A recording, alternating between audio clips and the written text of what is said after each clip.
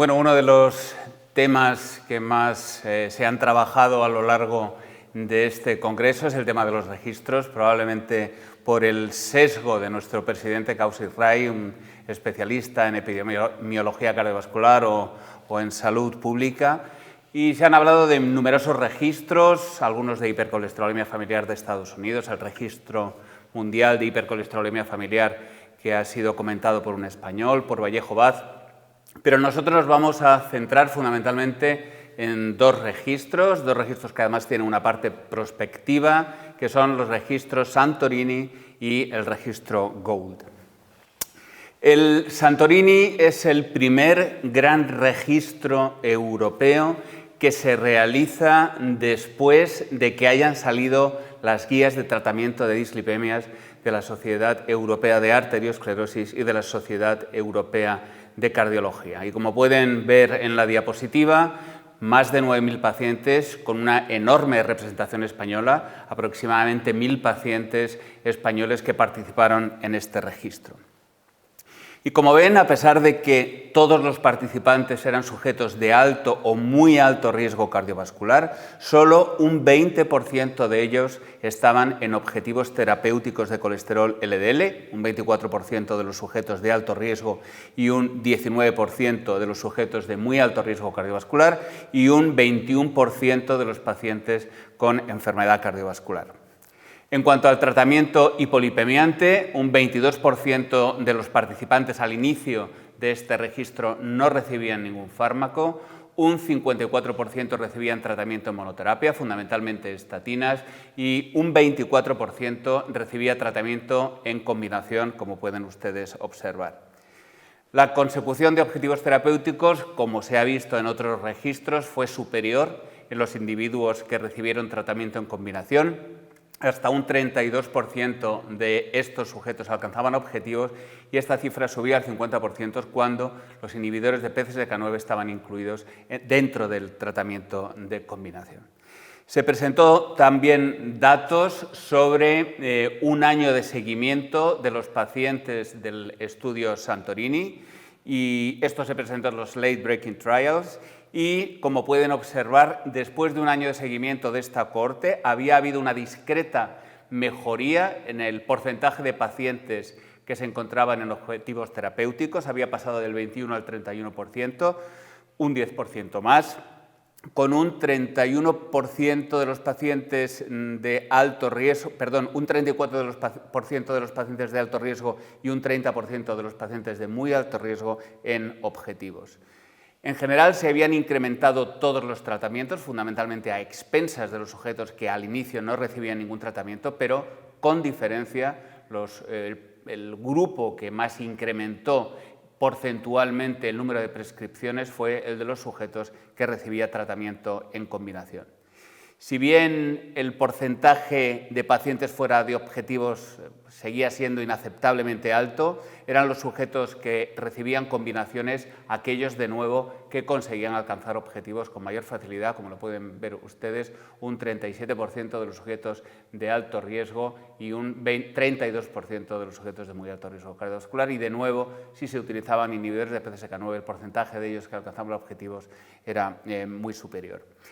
El otro registro que queríamos comentar es el registro americano GOLD, que presentó Robert Rosenson del Mount Sinai en Nueva York. ¿Lo comentas tú, Carlos? Sí, claro. Santorini, tú eres uno de los firmantes del artículo de referencia, de manera que es un conocimiento muy directo de los resultados. Aquí yo simplemente he sido testigo de un registro norteamericano que nos ayuda a poner en contexto cómo estamos haciendo las cosas en el mundo, no solo en Europa. Y como dice José Mostaza, el presentador de este estudio fue el doctor Rosenson del Mount Sinai de Nueva York. Se trata de un estudio prospectivo multicéntrico y observacional, de nuevo de vida real, en que los pacientes, todos ellos en prevención secundaria, estaban clasificados en tres grupos. El primer grupo, señalado en verde en la parte alta de la diapositiva, muestra pacientes que ya estaban recibiendo un inhibidor de PCSK9. Mientras que los otros dos grupos eran sujetos también con enfermedad cardiovascular establecida, estratificados según partieran de niveles de colesterol LDL por encima de 100 miligramos decilitro o por encima de 70, entre 70 y 99. Y el objetivo pretendía evaluar no solo el grado de control en el momento de iniciar el registro, sino si se producían cambios intentando optimizar y mejorar el grado de control partiendo del conocimiento científico que se nos ha puesto a nuestra disposición en los últimos años. Y como pueden comprobar, de entrada de partida ya empieza a ser un poco frustrante cuando vemos que solo el 80% de los pacientes en prevención secundaria están recibiendo alguna estatina, de manera que ya tenemos una primera aproximación que nos indica que algo está faltando. Debía ser incluso de las guías americanas un poco antiguas, la regla de oro, es decir, todos los pacientes con estatinas de intensidad en prevención secundaria. Vemos que una cuarta parte de los pacientes o un quinto no lo están tomando. No solo eso, sino que en el seguimiento al año y a los 2 años ese porcentaje apenas varía, se mantiene bastante estable. Peor aún, si el tratamiento de referencia son estatinas de alta intensidad, eso solo ocurría aproximadamente en un 40% de los pacientes. Y finalmente el uso de tratamiento combinado con ezetimiba o con inhibidores de PCSK9 parece casi anecdótico en general. Existen otros tratamientos hipolipemiantes que parece un poco difícil que encontrarles un sentido cuando no se han cumplido los tratamientos hipolipemiantes que tienen mayor solidez en la evidencia científica. Y por último, tratamiento hipolipemiante intensivo de cualquier combinación, que debería ser también la referencia para todos, está apenas en la mitad de los pacientes como mínimo, y vemos también que las diferencias entre la situación basal y el avance hacia 1 año y hacia 2 es marginal, prácticamente nula. De este modo vemos también que si separamos en las 3 cohortes que se nos han mostrado, la cohorte de pacientes con LDL por encima de 100, prácticamente no hubo modificación, a pesar de que están claramente estos pacientes muy lejos de los objetivos ambiciosos, y algo parecido ocurre en la cohorte de mayor grado de control, aunque todos ellos siguen estando también como referencia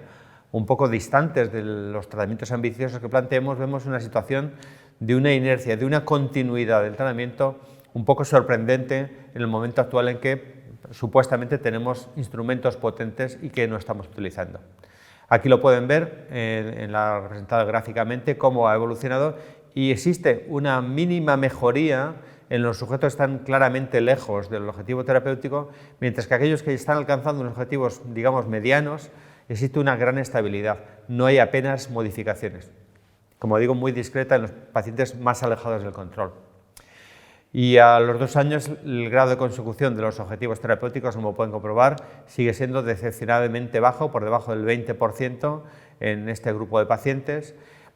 Obviamente, aquellos sujetos que habían incluido tratamientos mucho más intensivos, como la inclusión de inhibidores de PCSK9, el grado de consecución de objetivos más que se duplicaba, y nos volvemos a encontrar con la misma circunstancia, que incluso en los pacientes que estaban en monoterapia con inhibidores de PCSK9, el grado de consecución de objetivos era relativamente modesto, y es el tratamiento combinado ya más potente, que incluye inhibidores de PCSK9, estatinas y ezetimiba, cuando logramos alcanzarnos un poquito más, pero todavía en grado de control bastante deficiente, a los objetivos. No sé si fue en ese momento o después, conscientes de la pobre evolución de pacientes, se intentó realizar en un ensayo clínico por clústeres,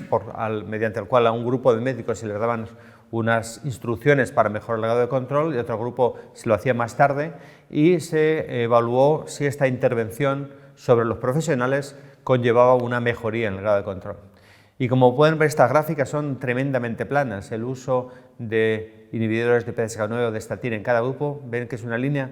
prácticamente monótona, sin apenas modificación, y si acaso discretamente se observó una mejoría en el uso de estatinas en una proporción de pacientes que la incluían. En todo caso, como podemos ver, incluso esta intervención proactiva resulta extraordinariamente pobre a la hora de que mejoremos el grado de control, en este caso de los médicos norteamericanos, que incorporen opciones terapéuticas disponibles a pacientes de muy alto riesgo vascular. Y así, como pueden ver, en este caso, la diferencia incluso en